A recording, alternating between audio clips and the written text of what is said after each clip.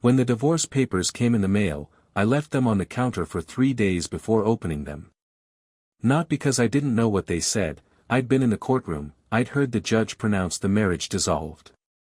But somehow, seeing the official stamp made it feel permanent in a way the gavel hadn't. I was 46, sitting in a half-empty house, staring at a manila envelope that declared I was single again. Not the fun single of your 20s, full of possibility. The kind of single where your evenings are silent, your bed is cold, and the life you built is divided into piles marked yours and mine. My ex-wife, Claire, and I had been married 19 years. We weren't a dramatic couple, no screaming matches in restaurants, no tabloid-worthy scandals.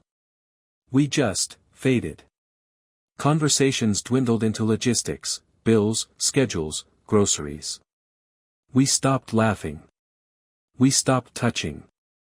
At some point, she started seeing someone else. I found out, we tried counseling, but the truth was we were already gone. The divorce was civil. Too civil, almost. Like business partners dissolving a company. House sold, proceeds split. Furniture divided. Even the dog was rehomed with her sister because neither of us could agree on who would take him. When it was done, I felt not anger but emptiness. The first months alone were brutal. I came home to silence that pressed down like a weight. I reheated frozen dinners, sat on the couch, stared at the TV without hearing it.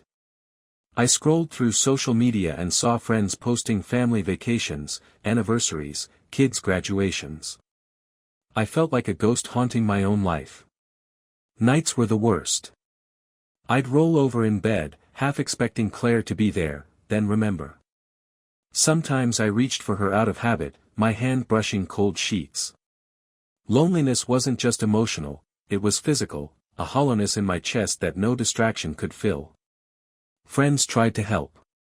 Invitations to dinners, drinks, outings. I went a few times, plastered on a smile, but the conversations felt forced. Everyone else had spouses, families. I was the odd one out, the divorced friend. Eventually, I started making excuses, staying home instead. I could have stayed that way, shrinking, retreating, letting the loneliness calcify. But something shifted one Saturday afternoon. I was cleaning out the garage, sorting boxes from the move, when I found an old guitar. Dusty, strings loose, but still intact. I hadn't touched it in years. Back in college, I used to play, even wrote a few songs. Life had buried that version of me under mortgages and meetings. On a whim, I tuned it up. My fingers fumbled, but muscle memory stirred. Chords turned into a melody. Hours passed without me noticing. For the first time since the divorce, the silence in the house wasn't heavy, it was filled. That night, I looked up local open mic nights. I didn't go right away, but the idea lodged in my mind. A few weeks later, nerves jangling, I walked into a small cafe with my guitar case. The crowd was small, forgiving. My hands shook as I played, but when I finished, they clapped. Not out of pity, but real appreciation. I kept going back. Week by week, I got better. I met other performers, singers, poets, comedians. Slowly, a circle formed. People who didn't see me as the divorced guy, just as another voice adding to the noise. One night, after a set, a woman approached me. Her name was Linda. She was around my age, warm smile, quick wit. You looked terrified up there, she teased, but you sounded great. We talked over coffee. She was divorced too, raising a teenage daughter. Like me, she was trying to rebuild. Our conversations turned into dinners. Dinners turned into weekends.